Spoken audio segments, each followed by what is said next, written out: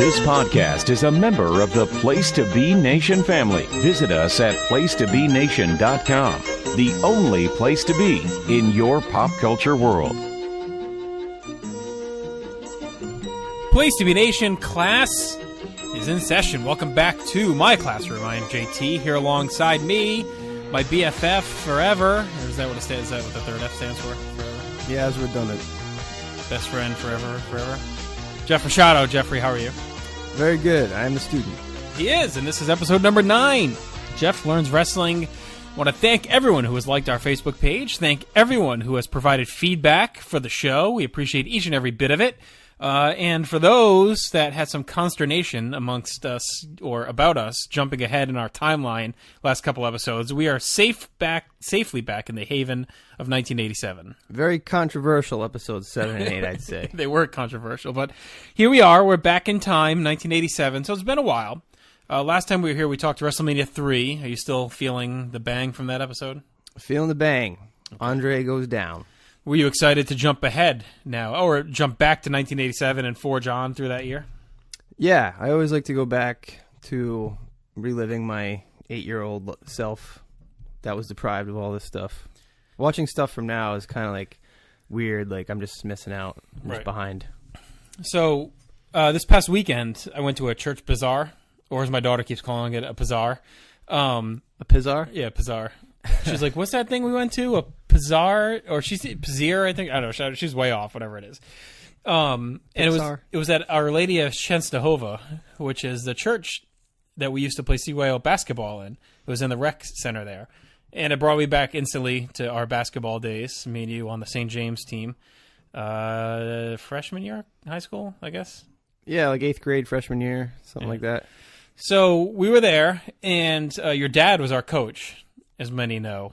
He was intense at times, maybe a straight chair going out in the court at times. And you just told me he was recently banned from a league. No, he wasn't banned. He pulled out. He was just out. They disrespected him, and he resigned. But he's effectively banned.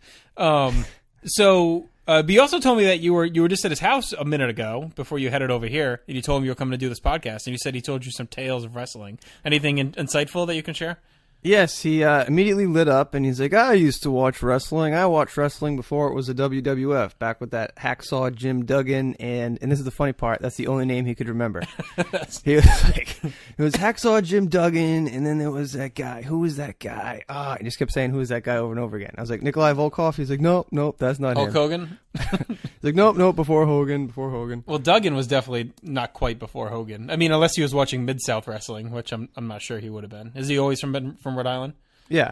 I mean, this is the father of the wrestling novice, so obviously he's not an So we expert, should get him. We should have him watch one of these things with you. He did say something interesting, though. He said he was convinced that he took me to a wrestling event at the Providence Civic Center, which I have no recollection of. And he called it WrestleMania, right? Which is what all old people say. Yeah, he said, "Didn't I take you to WrestleMania?" They all think it's WrestleMania, or like Jim's, the late great Waylon Price would call it the Bouts. Which was always a favorite of mine. He took me to the Bouts. You don't remember that? The WrestleMania Bouts. All right, so that's cool. So maybe we should have him watch one of these with you, and then come on with us. That would be interesting. Talk about it, Big Kev. That'd be pretty fun. He'd probably talk about wrestling for 2 minutes and then just go on a rant about St. Rose basketball. That'd be great. And then we get more hate mail. All right, so we're in 87. What we're going to do now is we're going to bridge the gap between WrestleMania 3 and the Survivor Series, which is the next pay-per-view you'll be watching. And then I have a fun thing for you following that, which I think you're really going to like. Knowing what you're into and your likes and loves, you're gonna really dig what I have planned for you after Survivor Series. I have to wait now?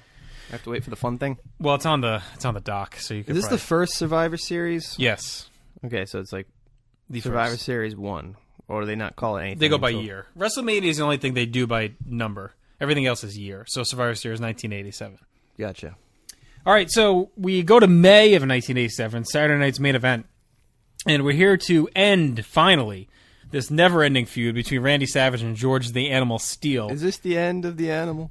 It's not the end of the Animal, but it's the end of his issues with Randy Savage. It had been going on for fucking ever, it feels like. I really thought he would get Elizabeth. It's very shocking. Yeah, well, it almost seems like, and Scott and I were talking about this because we watched another match of theirs before WrestleMania 3 the other night, and like, it even seems like Elizabeth is fucking done with him at this point. You know what I mean? Like she kind of humored him for like the first year, but now that we're well over a year into this thing, it seems like she's even like, all right, George, like, leave me the fuck alone, please. So they had a match. They first started in January of '86, and now we're in May of '87, and these two fucking guys are still going at it. What's their win-loss record total? It's pretty much Savage won like everyone. Okay. You know, so they had a match in March on Saturday's Main Event where Elizabeth was on the line and Savage beat him by countout. Liz was put up in a big lifeguard chair. That is amazing. Yeah, so Lifeguard chair match. she would have had to go with Steele if Steele won. But he didn't. So now we have the final. I think it's maybe the fourth Saturday's Main Event match we've seen these guys, and they also fought at WrestleMania. Of course, Steele was with Ricky Steamboat at WrestleMania 3. And this is pretty much it. So what did you initially think of the lumberjack concept? I thought it was great. Okay. My first thought was, why isn't every match a lumberjack Right. match? Because for two reasons. One, it keeps away from all that outside the ring. We'll just bail out the result with a count out stuff, which is like my biggest pet peeve.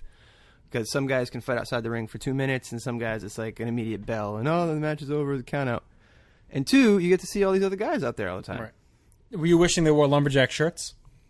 I wasn't, but I was wondering why it was called a lumberjack match. Yeah. Because lumberjacks are always, shouldn't it be like a bull ride match or a rodeo match? Yeah, I'm not sure 'Cause why they're it's always wrangling things. Yeah, I don't know where the lumberjack term came from, actually. There are times where they do make them wear like flannel shirts over their gear.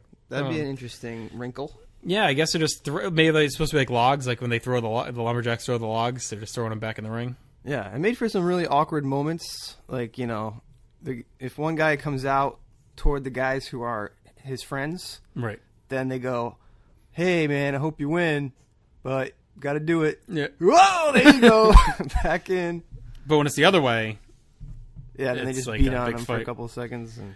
all right, so here are the lumberjacks. Let me know if you want to talk about any of these people in particular. We had Danny Davis, Ricky Steamboat, Hercules, Jake Roberts, Jim Duggan, your dad's favorite wrestler, Kim Chi, the Honky Tonk Man, Bret Hart, Jim Neidhart, Dynamite Kid, Davey Boy Smith, Tito Santana, Rick Martel, Tom Zenk, Iron Sheik, and Nikolai Volkov. Wow, you're reading this off a computer, and my mind was just blown. It's Jim Neidhart, Neidhart. What does that even mean? I thought it was Neidhart. No, Neidhart. That's his name. Like the Anvil Neidhart, like he's a knight. Oh, no, Neidhart. That's like his real last name. So is that where the heart comes from? Yeah. Well, it's Neidhart. Is it Bret Neidhart? No, it's Bret Hart. So they're unrelated, they just have the word heart in their name? They're actually brothers-in-law. The Anvil's married to Bret's sister. Wow, that is... So the Hart family is like this legendary wrestling family. There was 12 kids. Stu Hart is the father, and he was a big-time promoter and wrestler up in Canada. Had 12 kids that all pretty much somehow were tangentially involved in the wrestling business. They either wrestled or married wrestlers or refereed or helped run. He ran his own promotion called Stampede Wrestling in Calgary. You're either going to wrestle or you're going to marry a wrestler. Pretty much. I mean, that's pretty much what it was. Those are your options, kids. So, Brett's sister Ellie was married to the Anvil, Jim Neidhart, not Jim the Neidhart. That's amazing. If I learned nothing else from tonight's episode, that is the one. Like, I've been such a fool. You don't think that would have been a stupid nickname, Jim the Neidhart? Well, it kind of looks like a knight. It's kind of like Tommy the Gun Morrison. Yeah. Tommy the Gun, Okay. Jim the Anvil, Knight. I guess it's two names back to back. Doesn't make sense. All right, let's move on. All right, anyone else you want to talk about from the Lumberjacks? I think we've talked about them all at some point or another. Yeah. Have I seen Rick Martel before? I mean, I'm going to see he was him. in the Can-Am Connection. The Can-Am Connection. Him and Zenk. So he's the Can, or is he the Correct. Am? No, he's the Can and the Ams. Gotcha. Zinc is the American He's the guy, Am. Yep. and of course you got the foreign racist, The Foreign Legion. the terrible Kim Chi. Who's that? He was. Have you seen Kamala? Kamala. Yeah. He was Kamala's like handler, the guy with the mask. Oh, right. What did we watch? Kamala Hogan? Yeah. I think so. Yeah, he was Kamala's handler. Yeah, Kamala was terrible. Yeah, Kamala's gone, I think, at this point. Oh, yeah, well, we watched Kamala versus Andre the Giant. That's right. In the cage. Way back. I thought it was Hakeem versus Andre. Who did Hakeem fight?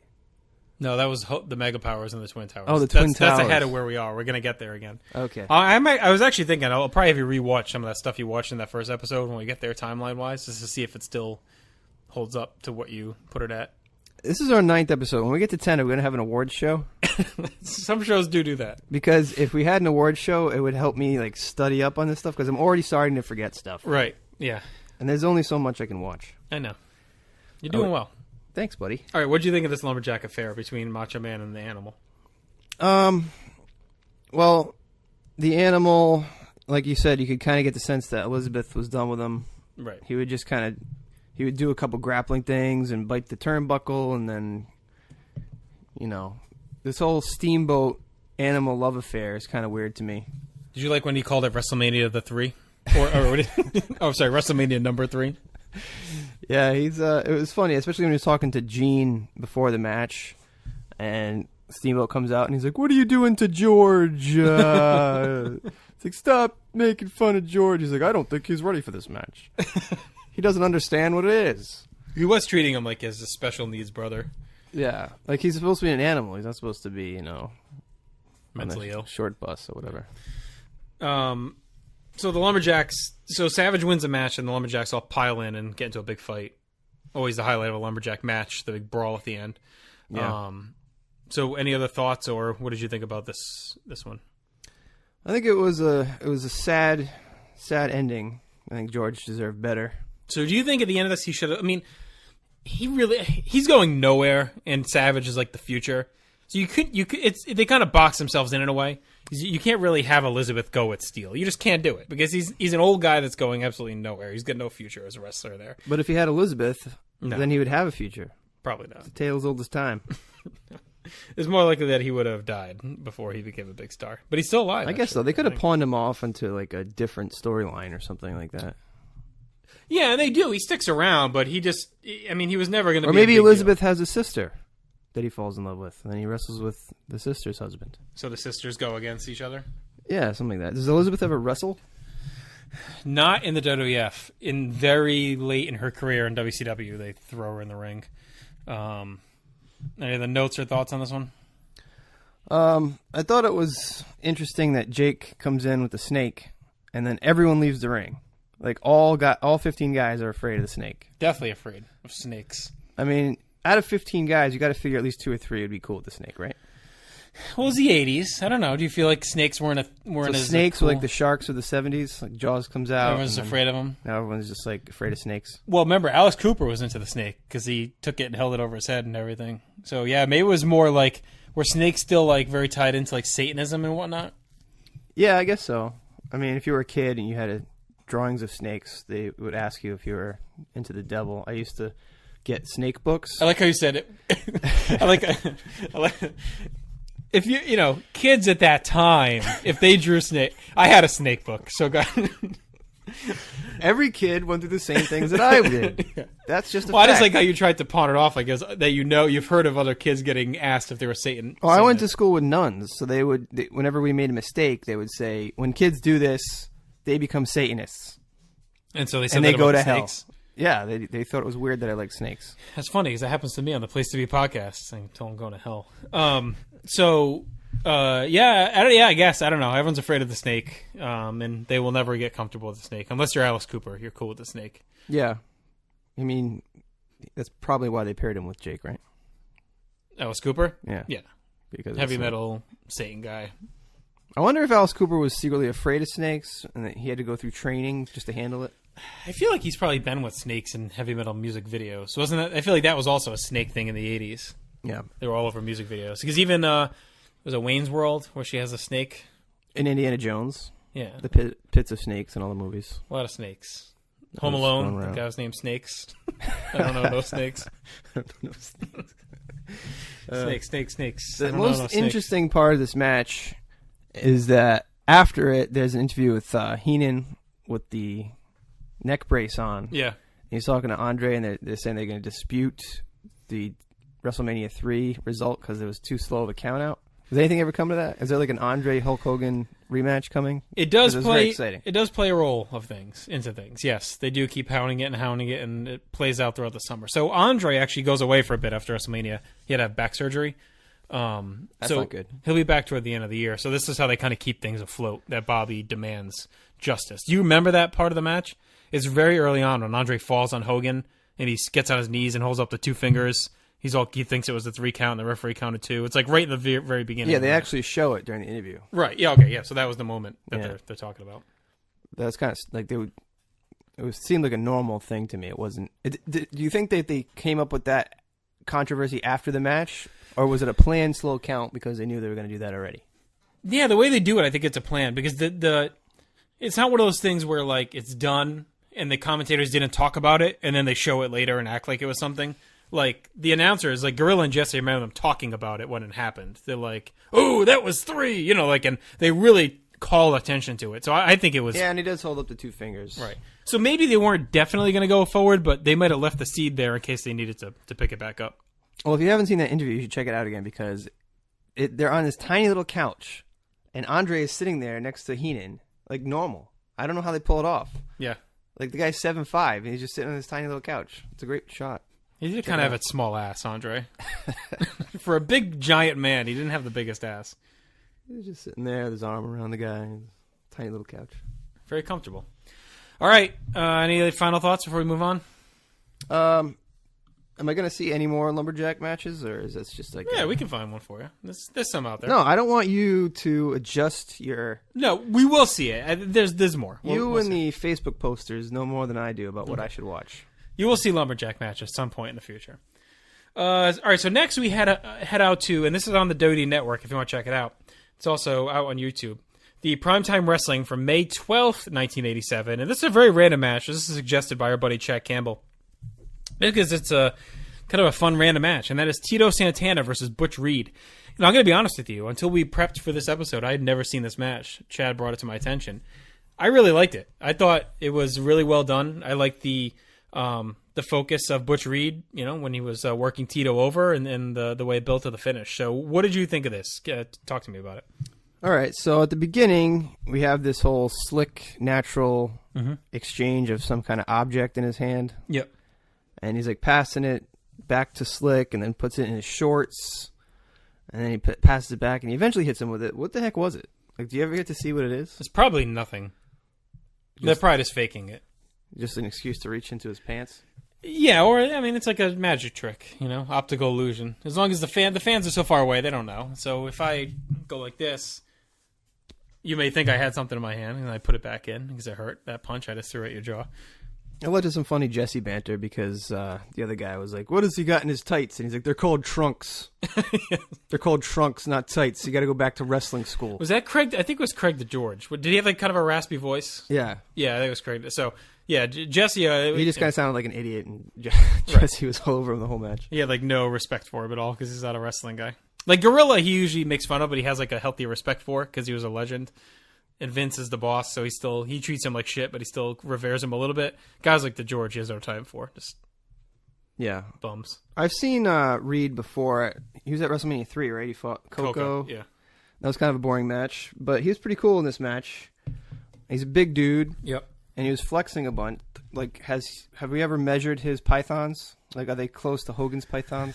Well, Hogan's at 24. I don't know. I don't know if Reed, if they're not talking about it, maybe there's a chance he's over 24. Do you think that secretly backstage people are like 24-inch pythons? Who the hell is this guy? I got 27-inch pythons. Not allowed to talk about them. I don't know. Do you feel like you've seen a lot of guys have bigger arms than Hogan?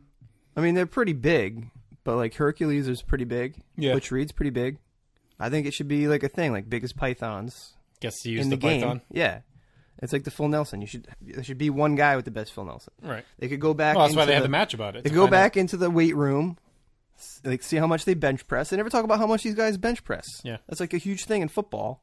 This guy benches the most in the league. So, Jim Ross, who you'll eventually get to know very well, he becomes one of the biggest announcers in WWF history, was in NWA/WCW this time, and he was big about calling it like a sport. So he talks a lot about like their athletic backgrounds and that kind of stuff. They just, for whatever reason, don't if they weren't into it. I don't know.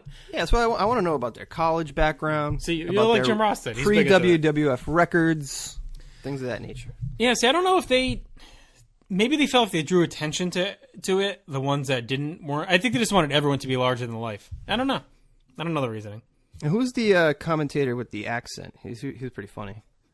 He's like, look at Tito's. Was that Bruno? Bruno, yeah. It was Bruno Sammartino. Look at Tito's go. He make the peoples happy. We've seen a little bit of Bruno. He was the guy that was backstage. Is he Asian in any way? Because I find that Asians tend Italian. to put S's on. Oh, he's Italian. That makes no sense. He just can't talk. He's awesome, though. We got to watch some classic Bruno when we do like a throwback episode someday. There was one really cool move from this match where Reed jumps off the rope and flying knees him. Yeah. And you see a lot of jump kicks, but you don't see a lot of jump knees. It's a lot of precision. Was it a real move, or did he just miss the jump kick? No, it's a real move. There were guys that do a running knee. It was nice. Yeah. Oh, and I also saw this was a great pile driver. Yes. My first one. He was straight up and down. His head actually hit the mat. There was a jostling upwards off the mat, and he fell. I was like, yeah! I actually jumped off the couch. I was like, first good pile driver. There you go. So you didn't like the Danny Davis one at WrestleMania, huh? When the British Bulldog, I think his Davey Boy did it to him? No, because Davis ruined it by and falling over like a friggin' idiot cartoon. Okay, fair enough. All right, so there you go. Your first quality pile driver. But so it sounds like you become a Butch Reed fan after this match. Yeah, he was good. I'm kind of sad that he's not the Natural. Do you ever get to see the Natural? Dustin Rhodes, yes. Oh, right. We'll see him. So he's the Natural. He's the Natural. I'm so confused. He's also Goldust. I'm confused by reasons that our viewers can't possibly ever understand. Yeah, Tito is pretty great. He's flying around out there. He's always good in like every match. He's good at like a flying, jumping. Yeah, he's very energetic. He's kind of like Steamboat. Right. But they kind of like, they're like a team. Yeah, they're similar. Is he up there for guys you've seen so far? Like all the stuff we watched? He's not like, when you say up there, he's not like one of my favorite guys. Right. He's like a really talented guy who's good at the middling stuff. How do you feel when his match is on the sheet as you're moving through it? I'm like, oh, okay. Let's see what kind of crazy stuff happens in this one. Okay. But he never bores you. No, he's a good worker. Yeah. He works hard. Look at you using the term worker. That's what I'm here for. You're getting there. I'm learning. Yeah. I didn't like the ending, I'll tell you that much. Was it a time limit draw? They never or a really double say. disqualification? No, it was a draw. Yeah, it must have been limit. time, Yeah. but like a draw? Yeah. This is America. Well, that's just another We have cheap... penalty shots in hockey. Okay, we have Well, they 10 didn't minute at the time. sudden death Did they? overtime. They didn't have the time on. I don't know. No, they used to end in ties in hockey. They Back don't in have, those days. They used to, and they Right. eliminated it. Okay, well, this is when that was. Well, I'm living in 2017. I know, but we're in So I 1987. don't want you showing any more draws. The Whalers and fucking Flames went to a draw. That's what it was. It was just another way. It was just another way for them to protect both guys, so neither guy could take a loss, which is what happened because TV generally was a top guy versus a jobber. You know that they would just beat up, they would lay down for them, just an enhancement talent.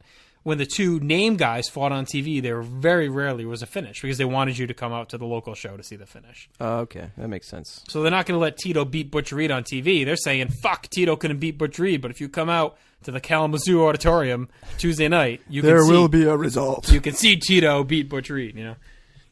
Or Butch Reed. This is it wasn't a very showy match. It was very, like, athletic match. Yeah. There was that little stuff with Slick at the beginning with the hand thing, but yeah, they both... It was a workman's match. Just yeah. Two craftsmen going at it. I mean, I guess Reed is kind of a heel who isn't ready to be an asshole yet. Yeah. Is that his thing? Or is he an asshole? Yeah, I feel like he's been an asshole. Maybe just this match was just... Against Tito, you got to keep your head on a swivel. Can't let your guard down. Put it this way: if I had just watched this match without knowing anything prior, I wouldn't know who the heel was. Even with the stuff with the tights and the object, didn't. I guess minus that. Okay. But we've seen. So if you take away all the heel things he did, you wouldn't have known that he was a heel. Come on, if the crowd wasn't cheering for Tito, I wouldn't have even known he was a face. George Steele like bites stuff and bites he's people. I don't necessarily think reaching into your pants makes you a bad person. But No, it doesn't. you and I are two different people. Depends where you're doing it, I guess. All right. Next up is a big-time match historically. Not a great match in the ring, but I needed you to watch this to get us moving forward. And that is from the July 13th, 1987 Superstars, as Ricky the Dragon Steamboat defended his Intercontinental title against the Honky Tonk Man. Did the result of this match meet your expectation when it began? It was like a 5-minute match. I Yep. mean, I didn't understand even how it... I watched it like 2 or 3 times. I didn't get it. Yeah. But in those... It was an action-packed 5 minutes. Yep. 2 things happened. Yep. One, fell in love with Vince McMahon. Yeah. Guy is incredible. Like, I've heard him do a couple matches already. Still Gorilla's my number 1, but he's great. And 2, my first full-on hatred. Honky Tonk Man can suck my dick. All right. Finally. Wow. And it's funny because he's meant to be. He's one of the most hated people in wrestling WWF history. So. He's got so much going for him. Yeah. Like, he's got the whole country music thing, which I don't like. He's got the Elvis impersonator thing, which is so lame. He hits people with guitars. For real. He gyrates his By the way- not attractive midsection. By the way, I got to give you Jeff Learns Wrestling point. I should carry on like Jeff Bucks and hand them out to you like a gold star. Like Tommy points. Right. So I want to get me some Jeff Bucks. we were together. draw up some right We were now. together Sunday at your house for about a half hour or so, 40 minutes. I don't know. Time went by quick. And you referenced, I was talking about someone getting injured or something, and you said, "Is it like when Honky Tonk Man hit Jake the Snake with the guitar?" Or was that on the last Jeff Learns Wrestling? I feel like you brought it up in normal conversation, and I was very impressed. It could. Yeah, I don't think it was on a show. I think it was Sunday. I think you said something. Watching football, maybe. No, I think it was when I said Alex, my son, hit me or something with something. You go, "Oh, was it when Honky Tonk Man hit Jake the Snake with the guitar?" It was anyway. It was. I wanted to give you credit. So it was like a proud dad moment. Yeah, it was like extra credit. Like, this is your classroom. If I catch you doing work outside the classroom, I'm going to give you extra credit. So it was good. I'm taking my knowledge and I'm applying it to real life. I was a proud teacher. And I had never really seen the Honky Tonk Man much, other than that Jake the Snake episode in WrestleMania 3. But Right. This was the first time I was like, "Is this guy? Are you serious with this guy? Oh man, fuck that guy." So it's almost like so Weaselly that he is now the Intercontinental Champion, right? He beat this upstanding, proud gentleman in Ricky Steamboat. Is this one of those things where he's just going to be the champion forever?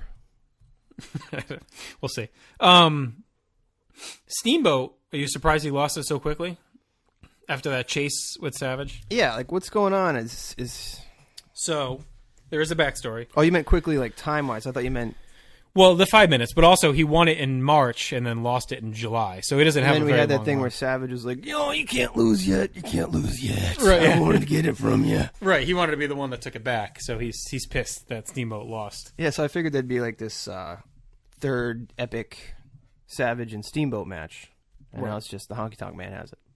Yeah, so there may have been plans for that. I don't know how long Steamboat was supposed to keep it, but his wife got pregnant, and he asked for time off when she had the baby, and Vince was kind of a dick about it, and basically was like, "We need you on the road. You're the Intercontinental Champion. If you want time off, you're going to lose the belt." Oh. So that's why they yeah, took you it know off. what? In that case, I'm on Vince's side. Yeah, right? Get on Look, the road. Take the baby with you. Yeah. Get a nanny. You're a champion. You gotta represent the belt. And it wasn't just champion. He had won it in a big spot, you know? He had won it at WrestleMania. They put a lot of hype behind him, and now he wants to go off the road for 3 months or whatever. But, you know, whatever. Ricky Steamboat's a pretty generally loved guy. I'm sure they could have maybe worked something out a little bit better than what they did. But here we go. So the title's on the Honky Tonk Man, which in some ways is good because the money, as you may have heard on Glow, is in the chase, as many have said. So Never heard that. the money's in the chase? The money's in the chase. Right. So if you're the good guy and you're the champion, people may want to come see you vanquish the challenger. And they made a lot of money with Hulk Hogan. He's one of the few guys that ever really made that work.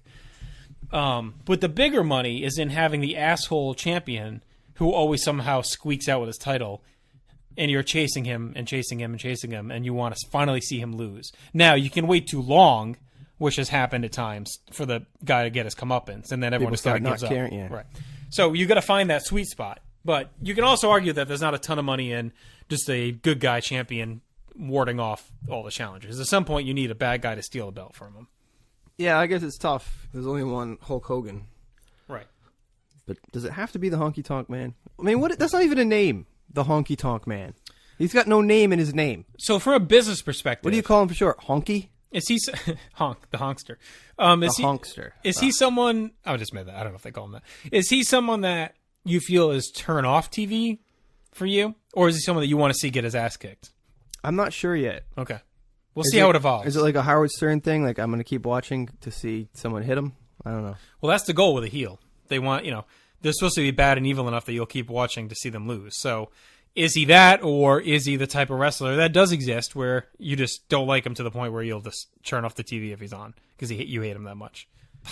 The guitar stuff, and he's cooler than Elvis. Are you kidding me? You're not cooler than Elvis.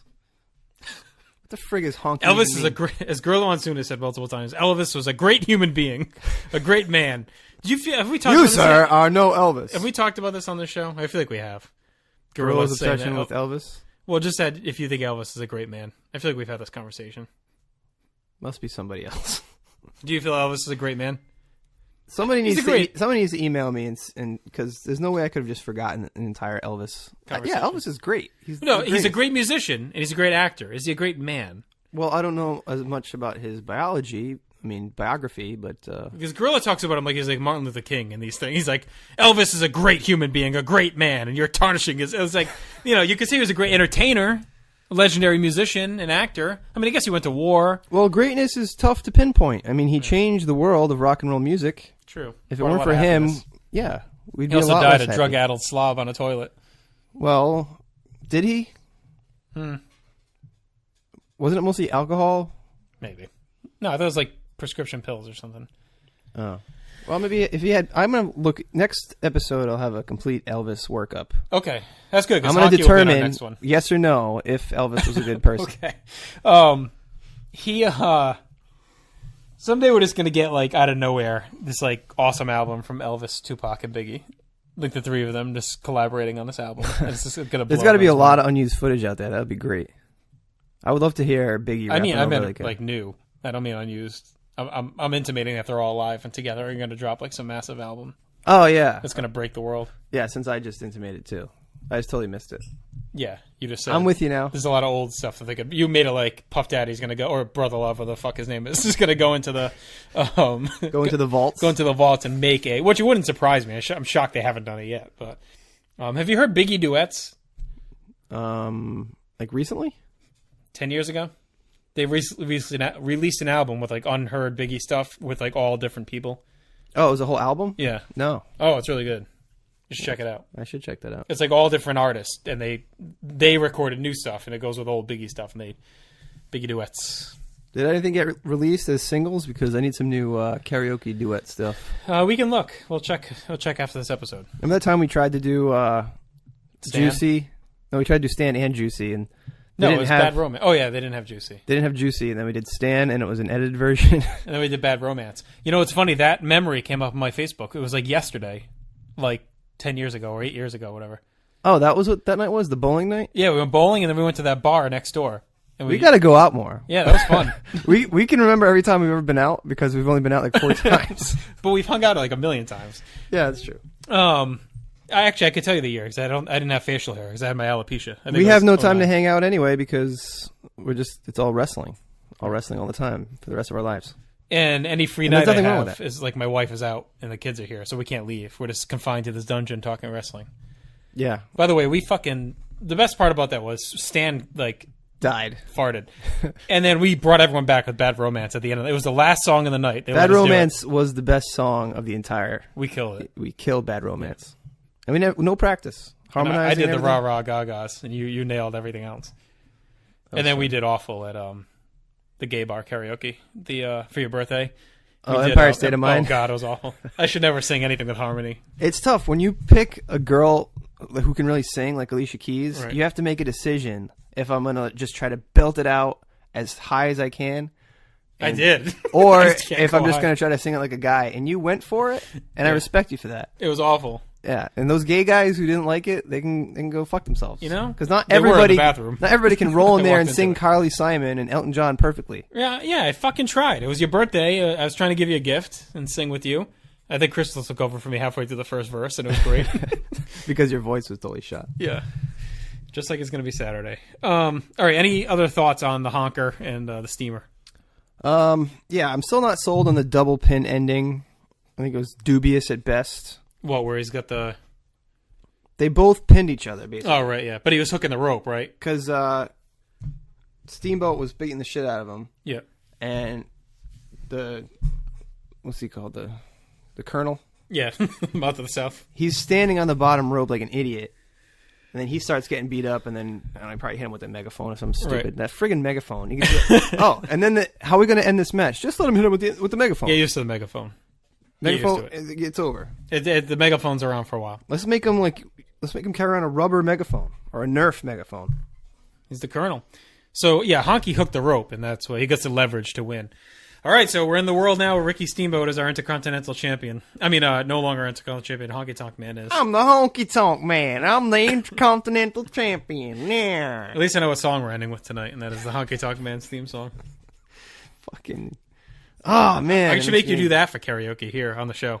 I am a grown man, and I should not be upset by having to watch this guy wrestle. 30 years ago. 30 years ago. Is the Honky Tonk Man alive? He is alive. He's kind of a prick in real life.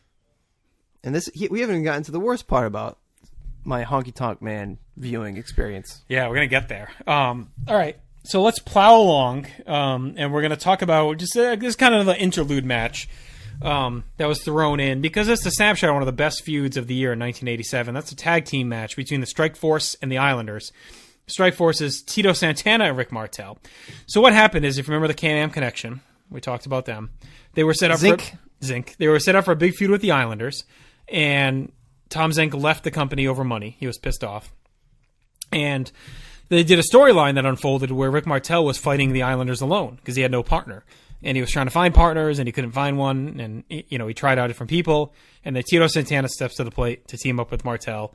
And they become a unit and have a great series of matches with the Islanders and dub themselves Strike Force, a force that strikes or something. I forget what the promo was that they come together with. It's great, though. The Strikey Forcey Strikers. It's something ridiculous. It's like, we're going to strike them with force. Wait a minute. We could be Strike Force. I've got it. Yeah, I mean, that's legitimately what it is. So, the Islanders, have we seen either of them before? No, and I was hoping that they would be, Italian dudes from Long Island. Who like the Islander hockey team, but they're just dark-skinned guys who don't wear shoes and wear lace. Right. So Haku and Tama. Tama is like an all-time great, but he had a lot of drug problems that prevented him from really going to the next echelon. Haku is awesome too. Just he'll be around for a while. One of the toughest guys, legitimately, in wrestling history. I can't say if I like them or not really because they didn't really talk.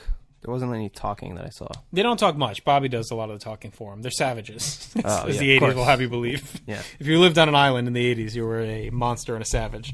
Is it racist to say that while I was watching, I couldn't tell them apart?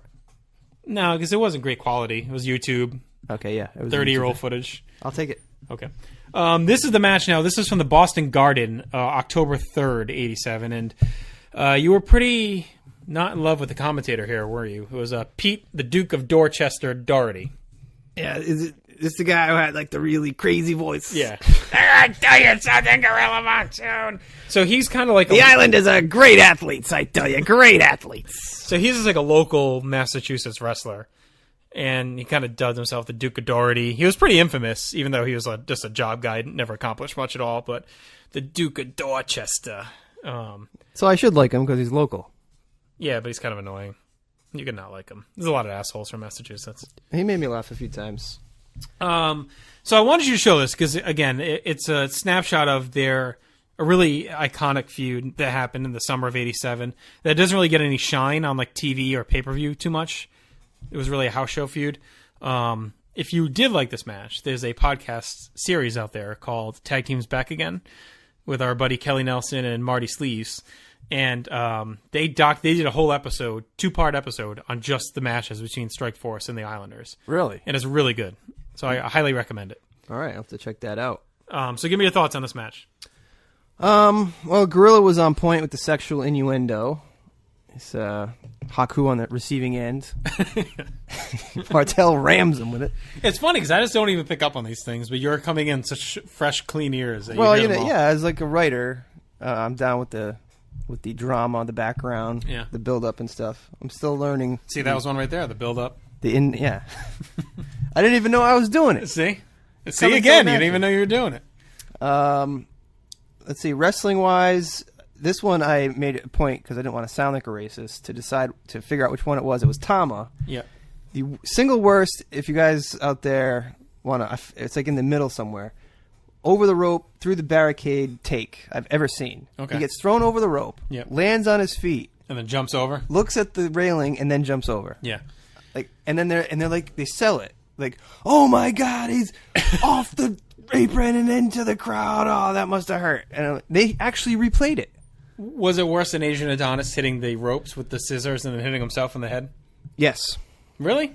Because at least we can identify with elastic banding yourself in the face with scissors. Everyone's done that once or twice. I don't know. That was more roadrunnery to me. At least it wasn't like highlighted as a main. It was supposed to be one of the biggest moves of the match, and it was absolutely terrible. Which I feel bad because you just said Tama as a legend. He's not a legend, but he's a great wrestler. Okay. So it made us a bad moment for a great wrestler. Yeah, the Duke guy, he was kind of ripping off Jesse. He had the same kind of lines. You know, there was one point where somebody spit at somebody. I think Haka spit. Haku. Haka.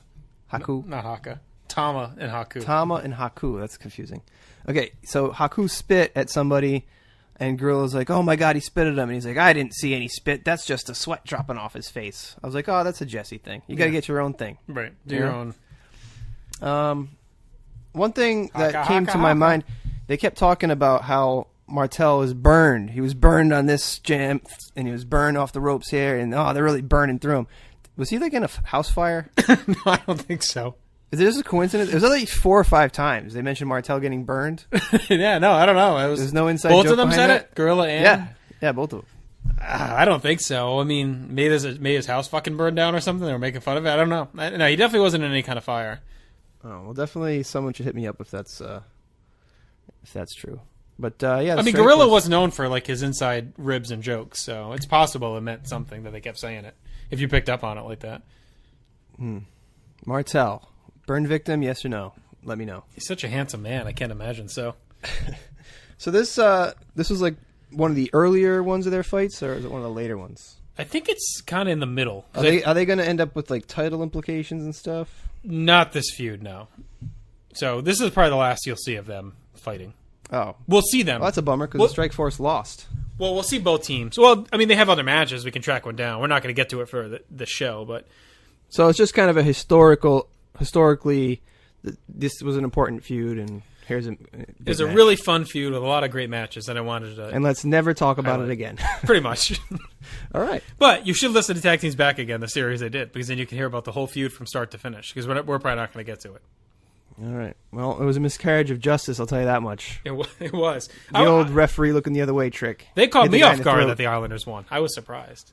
But I will say this. Sometimes when you have a match like this where it seems like one person or team is on the rise in the come-up and they lose, sometimes that does mean they may be getting prepped for a title run and they're trying to prepare challengers for them for later. Well, that's why I asked you, because I figured like... I'm not saying this particular situation happens. I'm just using it as an example to say, so if Strikeforce were to win the titles, the Islanders would have a claim to say, we're contenders, we just beat them before they won the belts. Right. Okay. I'm not saying that happens. No, obviously it doesn't. Any other thoughts on this one? Spoiling everything. The savagery? No, not really. Okay. So we got 2 matches left. What I want to do is I want to jump ahead because we have one big match with an angle, and then we have one kind of throwaway match. So why don't we get the throwaway match, even though it's later? I don't know. You should be careful. Jumping ahead is really ruffles some feathers. It does. We're not jumping that far ahead. We'll go to about a month ahead. And then we're going to come back because I want to end the show with the big angle. I'm afraid that we'll talk so much about the other one that this will feel like we're just going to throw it away at the end. All right, so let's burn through these bitches. Let's burn through them. This is I don't think it's your first women's match. No, we watched Wendy Richter and that stuff. Yeah. First tag team women's match, and that is the Glamour Girls taking on the Jumping Bomb Angels. The Bomb Angels were imported, obviously, from Japan. They'll stick around for a while here in the WWF. The Glamour Girls, Leilani Kai, did you recognize her? Yeah. From WrestleMania 1? Yeah. Well, I couldn't really recognize her because I was watching it on the... Right. But Green. she I recognized the name. Right, okay. And the ugly, hideous outfits. Yes. With their giant, like, granny panties. Yeah. Like spank type things. And Judy Martin, who is actually kind of overlooked as a great worker in the 80s. Like, she was really, really good. And what doesn't help is I think they clearly, because they were like the heel, veteran, kind of nasty team, they made them up specifically to look more like older and kind of haggard and like trailer parkish. Whereas I don't think they really were like that per se, but The not so glamorous girls. correct. I think it was supposed to be these bitches calling themselves the Glamour Girls, but they're really just tough trailer park trash. And the Bomb Angels are just young Japanese high flyers. Yeah, I'm in love with them. Yeah? Yeah, big time. Kind of anime thing. Yeah, they're like that girl from Street Fighter. Yeah. Only there's two of them. Yeah. Did Gorilla call this match? I I think so, right? Him and Lord Al? There's a British guy. Yeah, that's Lord Alfred Hayes. It could have been Gorilla, but I don't remember any big commentaries. Well, only because he normally butchers their names and just says like this one and that one because he can't tell them apart usually, and he doesn't know how to say the names. Oh, you know what? It was Gorilla because I remember thinking that every time they mentioned the Bomb Angels, they were calling them the Japanese girls. Yeah, definitely because he had no. And hits the Japanese girl.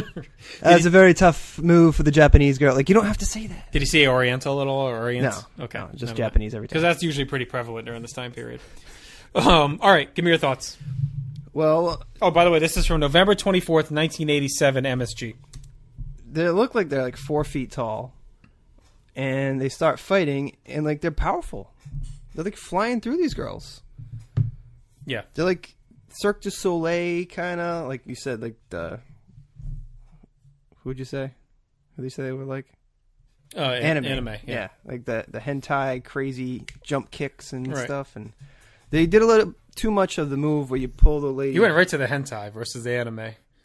Is that two different things? Hentai is like the porn version of anime, isn't it? It could be. I guess that's probably why I know the name, because everybody watches porn. Yeah. I just thought it was a word. I'm going to risk it and put it into my Wikipedia bar.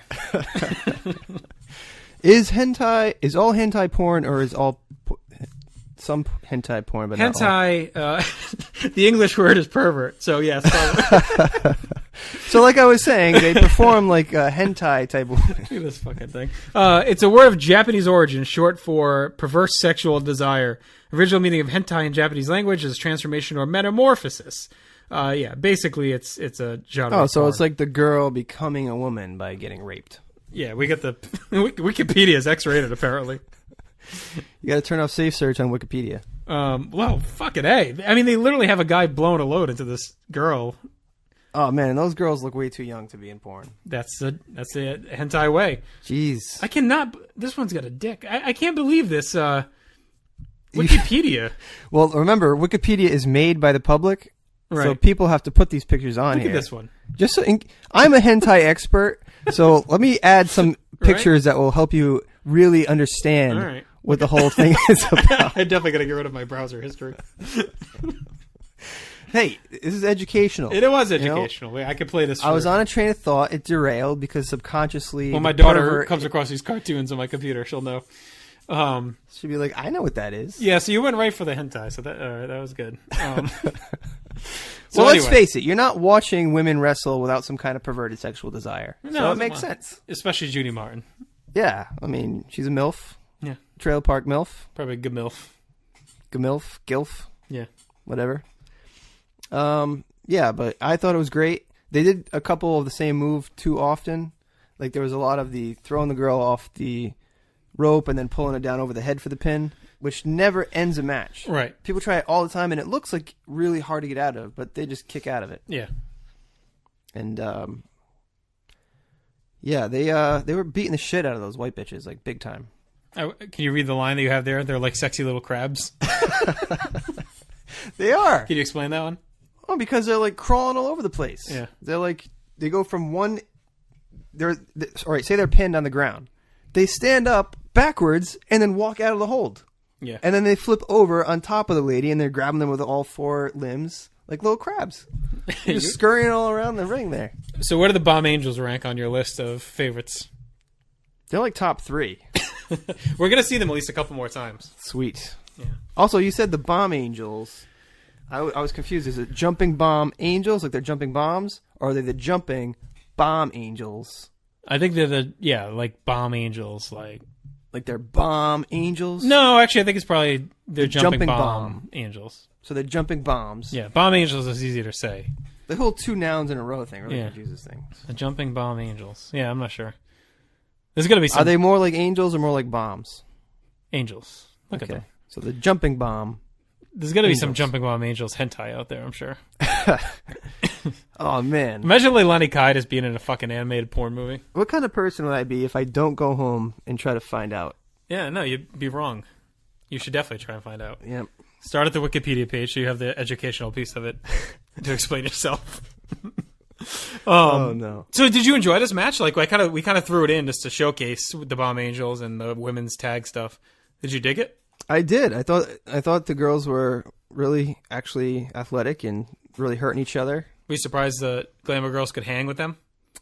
They didn't really, though. You didn't think so? I didn't think so at all. I think they were just taking moves and just kicking out of stuff over and over again. Well, there was occasional like body slam. But playing the bass is a very important part of wrestling. Like being the stout person getting, that the other guy can fly off of. So they were really good at being the base for the Angels. Like they would take all of their shit like flush and like, you know what I mean? Like they didn't. Yeah. They smoothly went with what they were doing. They weren't flying with them, but they were hanging in the match. They weren't. They didn't look like out of place. Kind of like Savage against Steele. Right. Steele's just an awful fucking base. That's all. They're thick at the base. What'd you think of the finish? Were you surprised the Glamour Girls won? Yes, it was outrageous. Another miscarriage of justice. Yeah. Which is the second time in this group of matches that I watched where the commentator ended it with that word, which is funny because there were 2 different commentators. Right. I guess the whole miscarriage thing was big in the 80s too. Like miscarriages, snakes, hentai. It's a sick decade. Very, very sick, gross decade. I can't wait to get into the 90s. Did you like the finish with the powerbomb? Judy Martin powerbombed one of the Japanese girls. The Japanese girl got the powerbomb? Yes.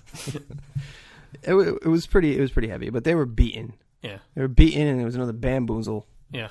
I like that. Judy Martin she was like one of the few people doing a fucking powerbomb in 1980s WWF. Yeah. All right. So I'm glad we talked about that because that's a fun one.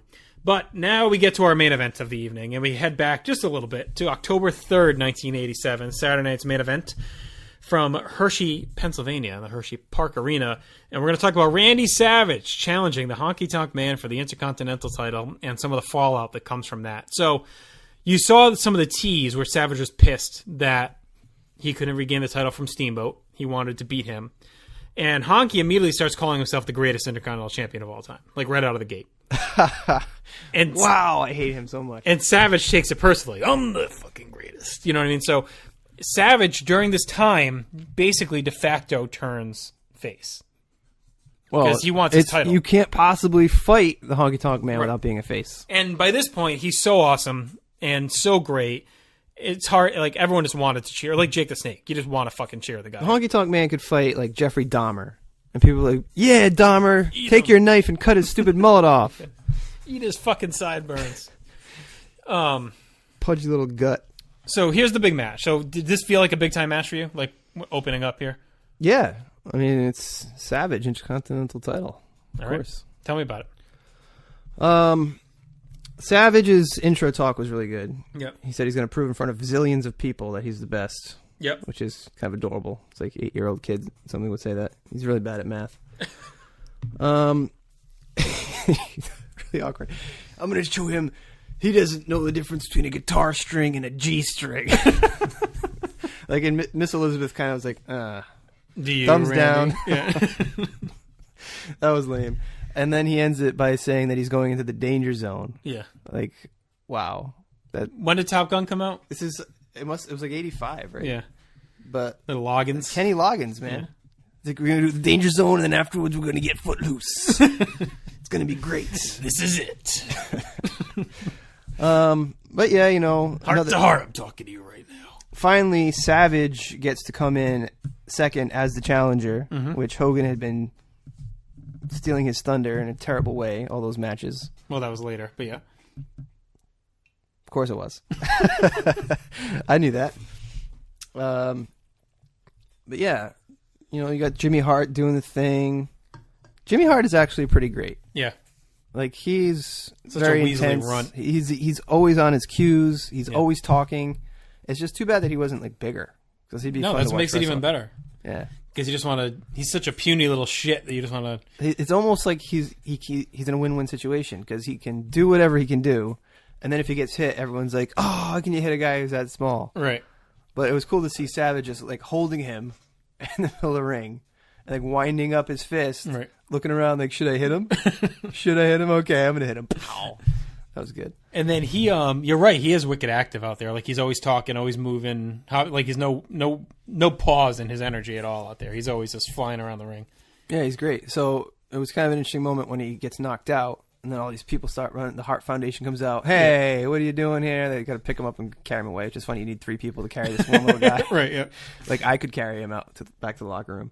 But Miss Elizabeth was being her normal, ditzy, non-useful self. Yeah. Every single time she was on camera, she was saying, "Come on, Randy." Come on. It's like you got Jimmy Hart and you got Miss Elizabeth. Yeah. You know, it's like 2 different leagues. There's always this weird dichotomy with Liz. Like, sometimes they just present her as this beauty queen that was Savage's woman, and then sometimes they actually tried to make it like she was the brains behind the operation. And I never bought that. That like she never came across like she was running the ship. It was more like she was there for like support, moral support, and just Yeah, that would be That's a our really guy. hard sell. Yeah. Like, she would have to pull off some really genius scheme, Right. and Savage would have to just be made out to look like an idiot, yeah, which, you know, never happens. zillions of people aside, he's pretty good promoting himself. Right. Yeah, I just don't like the disqualification rule. Anyone could just ruin their own title defense. That's right. That's what makes them so slimy. When you get a chicken shit heel champion that can just weasel his way out of a title defense by getting DQ'd. Yeah, I'm surprised. I'm surprised Andre didn't do that. Well, he wasn't champion. Oh, that's right. You can't win the belt on disqualification, so he doesn't want to get disqualified. Right. Just totally reversed the whole scenario in my head. Yeah, you Willy Wonka'd it. You know what? That's really impressive. That Hogan victory was so great because he was already champion. Right. He stood up and conquered the challenger. He could have just walked out of the ring. I never thought of that. Yeah. So It makes him heroic. What else went on here? So they're back in the thing, and then you got the whole... Did you like Vince and Jesse? Yeah, they were great because... So now they're ganging up on Savage, Yep.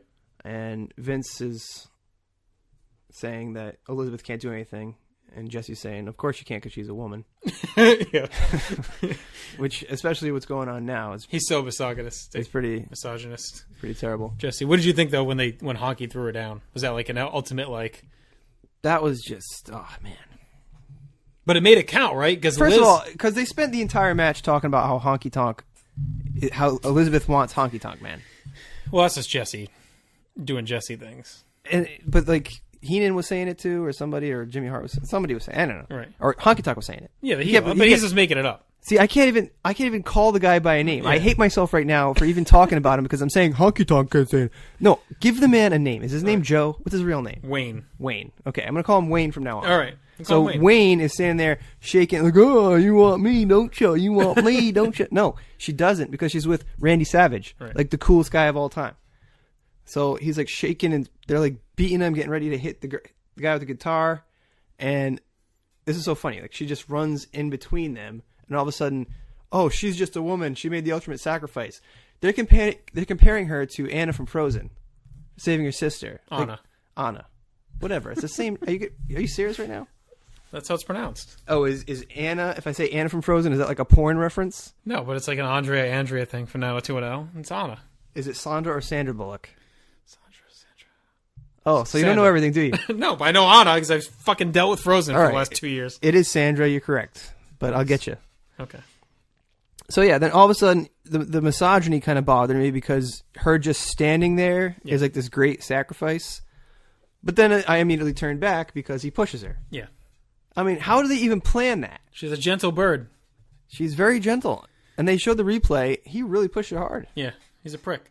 So this was a great moment for Savage and Liz, though, because remember, he's kind of been a dick to her for years. And now he's turned face, and now someone else is touching his woman, and he's going to come to her defense. So this is like his coming-of-age moment here, Savage. Yeah, I mean... Did you hate the Hart Foundation, too, for standing there and holding him? Bret Hart. I mean, the Anvil's kind of doing a good job of, like, being a guy who's in a bar fight. Right. But Bret Hart's, like, holding his arm, like, laughing, turning his head, like, oh, yeah, he's making gestures toward the woman. I'm like, I thought he was better than that. Bret? Yeah. What did you think of the guitar shot here? We finally used a gimmicked one this time, not a real one. Yeah, I hope so. Yeah. Savage was really cool because he knew it was coming, and he braced himself, but in a very subtle way. Right. He still so took he it. just kind of went, and Right. he didn't like move his head or anything. Yeah.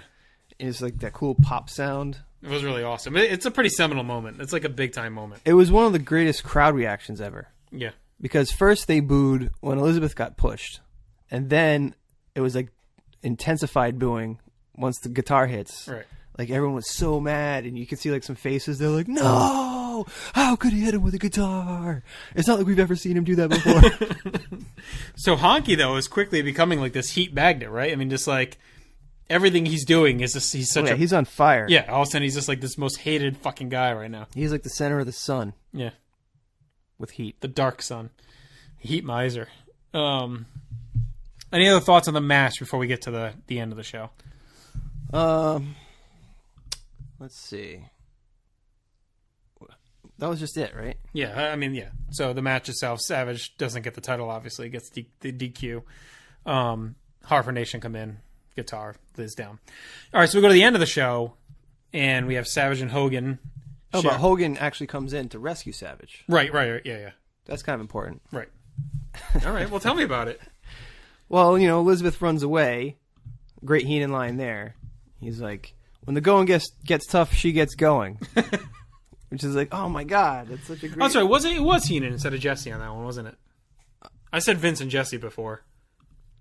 Yeah, that's right, because Jesse wouldn't have kept saying that she wants the Honky Tonk Man. It was Heenan. Right. Like, oh, look at her looking at him. Yeah, it was Heenan. Well, she's looking at him because he's in the ring. My apologies, Jesse. Oh, I feel terrible now. I can't believe I did that. Yeah, Hogan comes out and he cleans house, and then they shake hands and kind of celebrate. The crowd went fucking like bananas when they were united. Yeah, it was cool because Hogan, he comes in, starts getting beaten up. Then Savage pulls him off, and they beat everybody up, and they turn around. They're about to hit each other. Right. And is that cool? I don't know if I like you yet. Yeah, right. You kind of douche me over. I kind of douche you over. And Liz went and got Hogan. That was a big part of it, too. She went and found him and brought him out. I'm surprised Savage didn't get mad about that. That was his whole thing. Like, oh, what? You talking to Hogan now? Right.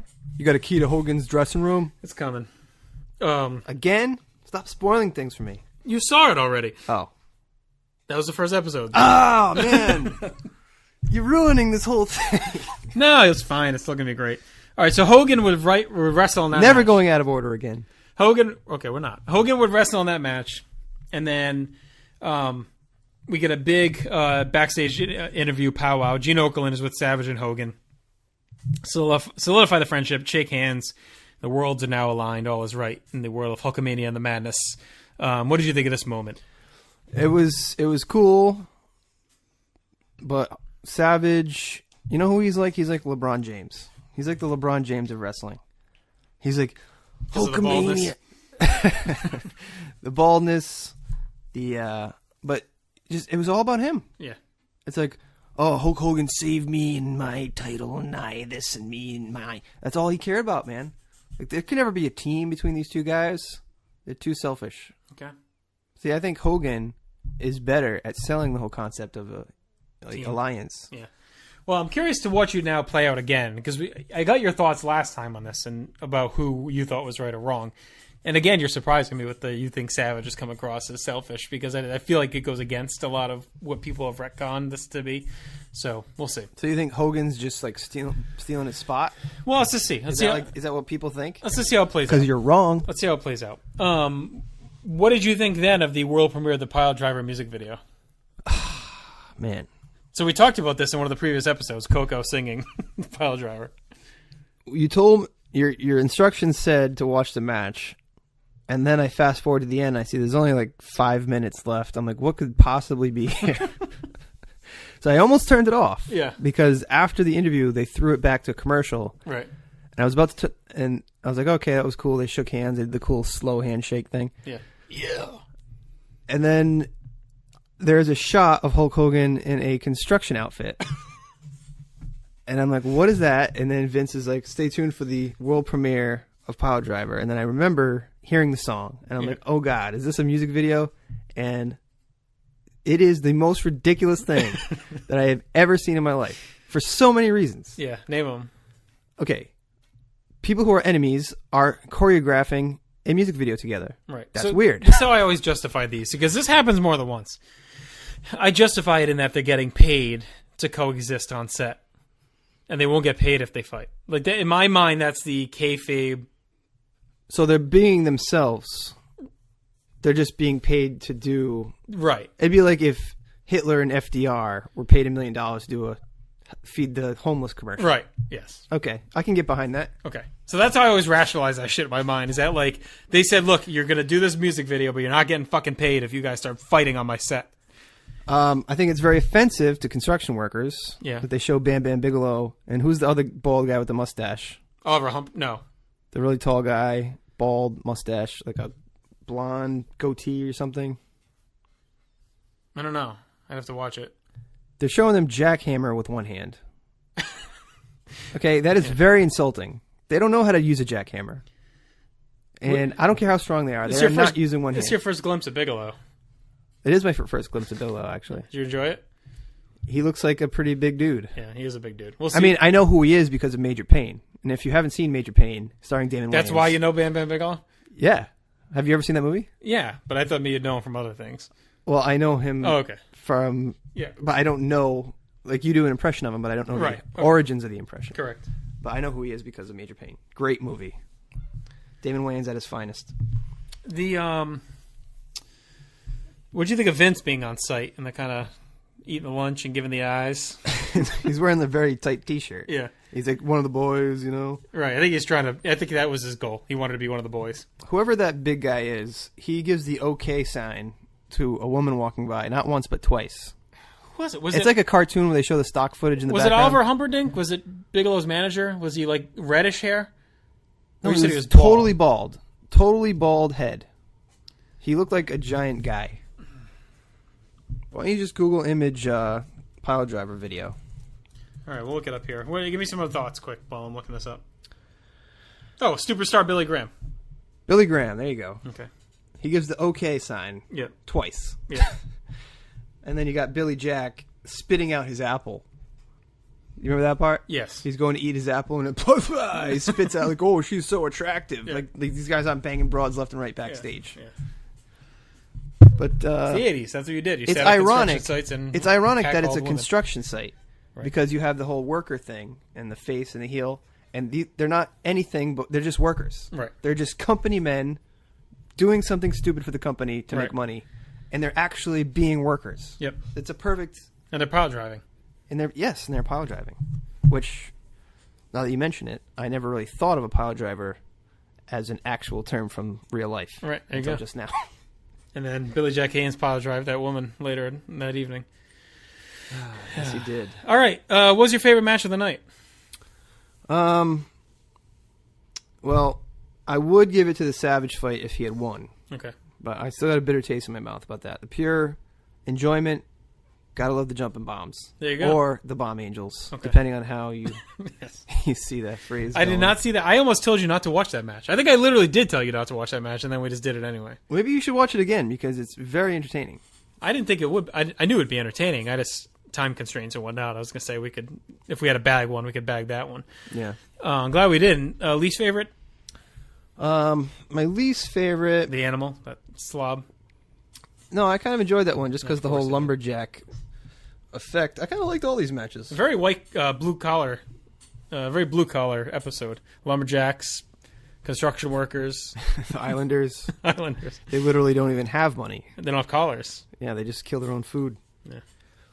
But if I was going to rank them all, probably the Strike Force would be the bottom. Yeah. Yeah. Okay. like I said, the tag team thing, you need a lot to bring me into a tag team match. Well, guess what? Our next episode is going to be all tag team matches because it's Survivor Series. Teams of 5 striving to survive. That's a lot of jive. So, who stood out the most for you on this evening? Wait, so it's 5 against 5? Elimination style. Who stood out the most in the Strike Force match? No, altogether, the whole night. Oh. Like I said, I've developed my first full-on hatred. Okay, good. We're going to have a lot of honky. There is this woman I work with. Her name is Karen. And I'll find myself, on my day off, 9 o'clock at night, getting ready for bed, whatever, just like thinking about her and thinking about things I would say to her. And the Honky Tonk Man is all up in my head right now. It's like Honky Tonk Man fighting with Karen in my head. What I could do if there were no legal repercussions. If Honky Tonk Man played softball in East Greenwich, would he fit right in? Yes, he would. Okay. Actually, he'd probably be laughed off the team and they'd make him cry. Okay. Fucking bastards out there. So, all right. We'll be back soon at some point in the coming weeks. We're going to continue through 87. We pretty much told you what the next episode will be, and that'll be the Survivor Series pay-per-view. And then we have something special planned after that as well. So, for Jeffrey, I guess I'll ask you what I always ask you. Do you want to continue on this journey? I do. Do you want to stay on the timeline? You done jumping around? I would like to stay on the timeline, and I apologize to all of those hentai lovers out there who I offended. All right, you probably got them excited. No one is ever talking about hentai and wrestling podcasts. Even though I think they go pretty closely hand in hand. All right, so we'll wrap things up. That's Jeff. I'm JT. We're out. Talk to you soon. Hope that everyone enjoys. Bye-bye. I'm cocky, I'm bad.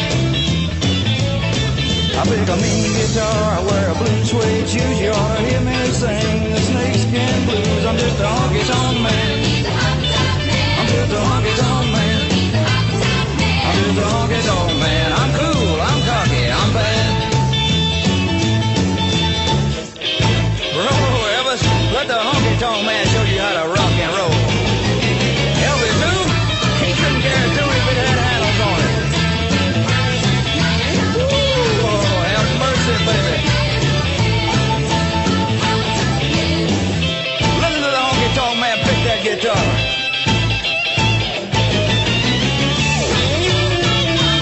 It's honky tonk man, you're running wild.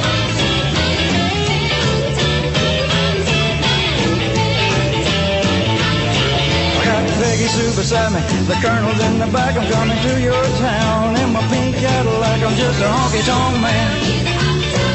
Just a honky tonk man. I'm just a honky tonk man. I'm cool, I'm cocky, I'm bad. I'm just a honky tonk man. I'm just a honky tonk man. I'm just a honky tonk man. I'm just a honky tonk man. I'm just a honky tonk man. I'm cool, I'm cocky, I'm bad. I'm just a honky tonk man. I'm cool, I'm cocky, I'm